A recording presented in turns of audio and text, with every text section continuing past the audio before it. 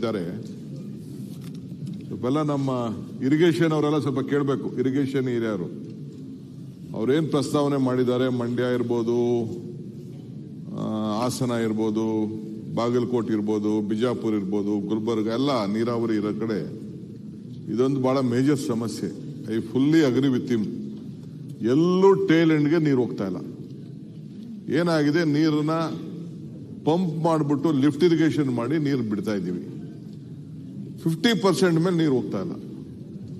ಮೊನ್ನೆ ಕೂಡ ಇದ್ರ ಬಗ್ಗೆ ದೊಡ್ಡ ವ್ಯಾಪಕ ಚರ್ಚೆ ಮಾಡಿದೀನಿ. ಈಗ ನಾವು ಎತ್ತಿನೊಳೆ ಎಕ್ಸಾಂಪಲ್, ಎತ್ತಿನೊಳೆ ಮಾಡ್ತಾ ಇದ್ದೀವಿ. ಎತ್ತಿನೊಳೆ 25,000 ಕೋಟಿ ಈಗಾಗಲೇ ಖರ್ಚಾಗಿದೆ. ನನಗೆ ಭಯ ಆಗ್ತಾ ಇದೆ, ನಮ್ಮ ಶಾಸಕರುಗಳಿಗೂ ಭಯ ಆಗ್ತಾ ಇದೆ.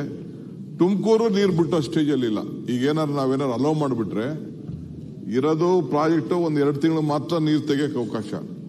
ಮಿಕ್ಕಿದೆಲ್ಲ ಈಗೆಲ್ಲ ಪಂಪ್ ಇದಕ್ಕೇನೆ ಕ್ಯಾನಲ್ಗಳಿಗೆಲ್ಲ ಬೋರ್ಗಳನ್ನ ಹಾಕ್ಬಿಡ್ತಾರೆ, ಸೈಫನ್ ಮಾಡ್ತಾರೆ, ನೀರು ಮೋಟ್ರ್ಗಳು ಹಾಕ್ಬಿಡ್ತಾರೆ, ತೆಗೆದು ಬಿಡ್ತಾರೆ. ಹಂಗೆ ಉತ್ತರ ಕರ್ನಾಟಕದಲ್ಲಿ ಆ ಭಾಗದಲ್ಲಿ ಏನಾಗಿದೆ, ಅದು ಆ ಪ್ರಾಜೆಕ್ಟ್ ಆಗಿದೆ. ಹೆಚ್ಚು ಕಮ್ಮಿ 90% ನೀರೆಲ್ಲ ಕಂಪ್ಲೀಟ್ ಅಲ್ಲಿಗೆ ಹೋಗೋಷ್ಟೊತ್ತಿಗೆ ಸೈಫನ್ ಮಾಡ್ತಾ ಇದ್ದಾರೆ. ಅದಕ್ಕೆ ಏನಾದ್ರು ಕ್ರಮ ಕೈಗೊಳಿಸಿ ಅಂತ ಹೇಳಿದ್ರೆ ಆಫೀಸರ್ ಏನು ಮಾಡೋಕ್ಕಾಗಲ್ಲ. ನಾವು ಲೋಕಲ್ ಲೀಡರ್ಸು, ಪಾಲಿಟಿಷಿಯನ್ಸು ನಾವು ಒಂದು ತೀರ್ಮಾನ ಮಾಡಬೇಕು. ಚಾನಲ್ ಮಾಡೋದು ಏನಕ್ಕೋಸ್ಕರ, ನೀರು ಕೆಳಗಡೆವರೆಗೂ ಟೈಲ್ ಎಂಡ್ವರೆಗೂ ನೀರು ಹರಿಬೇಕು. ಅದಕ್ಕೆ ನಾವು ನಮ್ಮ ಶಾಸಕರು, ನಾವು ನಮ್ಮ ರೈತರಿಗೆ ನಿಯಂತ್ರಣ ಮಾಡಬೇಕು. ತಾವು ಹೇಳೋದಾದ್ರೆ, ತಾವೆಲ್ಲ ಒಪ್ಪೋದಾದ್ರೆ ಇನ್ನೊಂದು ವಾರದಲ್ಲೇ I will bring a bill. ನಾನು ಇದನ್ನ ಎಕ್ಸಾಮಿನ್ ಮಾಡಿದ್ದೀನಿ, ಯಾವ ರೀತಿ ನಿಯಂತ್ರಣ ಮಾಡಬೇಕು, ಏನು ಮಾಡಬೇಕು ಅಂತ. ಆ ನೀರು ಟೈಲ್ ಎಂಡ್ ಅಲ್ಲ, 50% ನೀರು ಹೋಗ್ಲಿಲ್ಲ ಅಂತಂದ್ರೆ ನಾವು ಪ್ರಾಜೆಕ್ಟ್ ಮಾಡಿ ಏನ್ ಸುಖ. ಆಮೇಲೆ ನೀರನ್ನ ಲಿಫ್ಟ್ ಮಾಡ್ತಾ ಇದೀವಿ. ನಾವು ಲಿಫ್ಟ್ ಮಾಡಿಬಿಟ್ಟು ಯಾವುದೋ ತುಂಬುವಂತ ಯೋಜನೆಗೆ ನಾವು ಕಳಿಸ್ತಾ ಇದೀವಿ. ನಾವು ಲಿಫ್ಟ್ ಮಾಡಿ ಚಾನಲ್ಗೆ ಹಾಕಿದ್ರೆ ಇವ್ರು ಲಿಫ್ಟ್ ಮಾಡಿಕೊಂಡು 10 ಕಿಲೋಮೀಟರ್ ತೆಗೆದುಕೊಂಡು ಹೋದ್ರೆ ಯಾವ ರೈತರಿಗೆ ಏನು ಅನುಕೂಲ ಆಗ್ತದೆ? ಸೊ ಅದಕ್ಕೆ ನಿಮ್ಮ ಇದನ್ನ ನಾವು ಗಮನಿಸ್ತಾ ಇದ್ದೀವಿ. ನೀವೇನು ಸಲಹೆ ಕೊಟ್ಟಿದ್ದೀರೋ ಅದನ್ನು ಕೂಡ ದಾಖಲೆ ಇಟ್ಕೊಂಡಿರ್ತೀನಿ. ಬೇರೆ ಕಡೆಯಿಂದ ನೀವು ಮಧ್ಯದಲ್ಲೇ ನೀವು ಭಾಗದಲ್ಲಿ ತೆಗೆದುಕೊಂಡು ಹೋಗಿ ಅಂತ ಹೇಳ್ತಾ ಇದ್ದೀರಿ. I will also look at it. But ನಾನು ಎಲ್ಲರಿಗೂ ರಿಕ್ವೆಸ್ಟ್ ಮಾಡ್ಕೊಳ್ಳೋದು, ನೆಕ್ಸ್ಟ್ ಒಂದು ಬಿಲ್ ತರ್ತೀನಿ ಈ ವಾರದಲ್ಲೇ ನಾನು ಒಂದು ಬಿಲ್ ರೆಡಿ ಮಾಡಿದ್ದೀನಿ. ಆ ಬಿಲ್ ತರ್ತೀನಿ, ವ್ಯಾಪಕವಾಗಿ ಚರ್ಚೆ ಮಾಡಿ ಅದಕ್ಕೊಂದು ಪರಿಹಾರವನ್ನು ಖಂಡಿತ ಕಳೆಯೋಣ. ನೀವು ಸಹಕಾರ ಕೊಟ್ರೆ ಆ ಬಿಲ್ ಎನ್ಫೋರ್ಸ್ಮೆಂಟ್ ಮಾಡೋಣ. ಆಗ ಏನಾಗ್ತದೆ, ಯಾರು ಚಾನಲ್ ಒಳಗಡೆ ಮೋಟರ್ ಹಾಕೋದು ಮತ್ತೊಂದು ಮಾಡೋದು ಅದನ್ನೆಲ್ಲ ನಿಲ್ಲಿಸಿ ಅಟ್ಲೀಸ್ಟ್ ಏನು ಯೋಜನೆ ಮಾಡಬೇಕು ಅಂತ ಎಲ್ಲ ಒಂದಷ್ಟು ಕಡೆ ಅಲಾಟ್ಮೆಂಟ್ ಮಾಡಿರ್ತೀವಿ. ಒಂದು ಕಡೆ ಅರ್ಧ TMC, ಒಂದು ತಾಲೂಕಿಗೆ 3/4 TMC, ಕೊನೆ ಟೈಲೆಂಡ್ ಹೋಗೋದೇ ಇಲ್ಲ. ಇಲ್ಲಿ KRSL ಮಳವಳ್ಳಿಗೆ ಹೋಗೋದೇ ಇಲ್ಲ ನೀರು. ತಿರ್ಗಾ ಇನ್ನೊಂದು ಕಡೆ ಹೋಗೋದೇ ಇಲ್ಲ. ಗದಗ್ ನಾನು ಹೋಗಿ ನೋಡಿದ್ದೀನಿ. ಗದಗ್ ಇನ್ನ ನೀರೇ ನೋಡಿಲ್ಲ ಅವರು. ಚಾನಲ್ ಮಾಡಿ 20 ವರ್ಷ ಆಗಿದೆ ಗದಗ ಜಿಲ್ಲೆಯಲ್ಲಿ. ಸೊ ಹಂಗೆಲ್ಲ ಆಗೋಂತ ಪರಿಸ್ಥಿತಿ ಬೇಡ. ಪ್ಲೀಸ್ CC ಪಾಟೀಲ್, ನಿಮ್ಮ ಏರಿಯಾಗೆ ಬಂದೆ ನಾನು ಒಂದಿನ. 15 ವರ್ಷದಿಂದ ದಯವಿಟ್ಟು ಆ ಬಿಲ್ ತೊಗೊಂಬರಿ ಸರ್.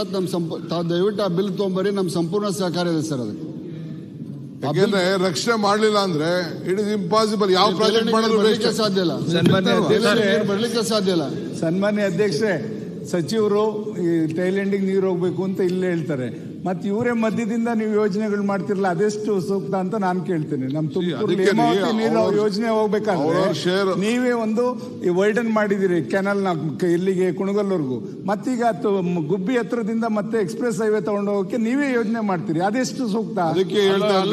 ದಯಮಾಡಿ ಅದನ್ನ ದಯಮಾಡಿ ಮಾಡಬೇಡಿ. ಟೈಲೆಂಡ್ ಕುಣಗಲ್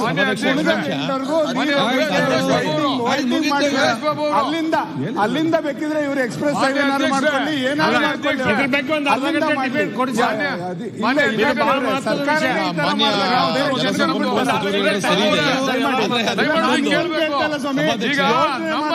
ಸರ್ಕಾರ ನಮ್ದು ಕುಣಗಲ್ವರೆಗೂ ಟೈಲೆಂಡ್ ಇದೆ.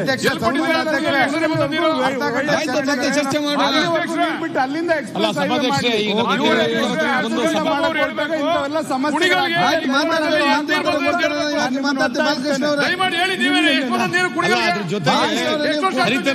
ನಾಲೆಯಲ್ಲಿ 50% ಬರೀ ಸೀಪೇಜ್ ಅಲ್ಲಿ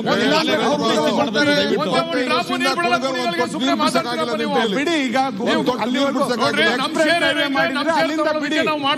ಬೇಕಿದ್ರೆ ನೀವು ಮಾಗಡಿಗಾರ ತಗೊಂಡೋಗಿ, ಎಲ್ಲಿಗಾರ ತಗೊಂಡೋಗಿ, ನೀವು ಟೈಲೆಂಡ್ ಎಲ್ಲಿವರೆಗೂ ಅಲ್ಲಿಂದ ನೀವು ತಗೊಂಡೋಗುವಂತ ಕೆಲಸ ಆಗ್ಬೇಕು ಅಂತ ನನ್ನ ಆಗ್ರಹ. ಸ್ವಾಮಿ ಸುರೇಶ್ ಬಾಬು ಅವರು, ಬಾಲಕೃಷ್ಣ ನಮ್ದೊಂದು ಸಲಹೆ, ಮನೆ ಸಭಾಧ್ಯಕ್ಷ